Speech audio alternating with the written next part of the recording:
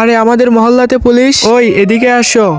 জি সাহেব, এই মহল্লাতে মিন্নু কোথায়? মিন্নু? মিন্নু তো আমার ভাই, কিন্তু ও কি করেছে? কিছু কাজ আছে ওর সাথে। কি কাম আছে ওর সাথে? তুই এত টেনশন করতেছিস কেন? ও হলো আমার কি হলো? কিছু না কিছু না কিছু না। আরে কোথায় যাচ্ছিস? ঘরটা বলে যা। মিন্নু ভাইয়া। হ্যাঁ কি হয়েছে? ভাইয়া পুলিশ তোমাকে খুঁজতেছে। পুলিশ আমাকে খুঁজতেছে?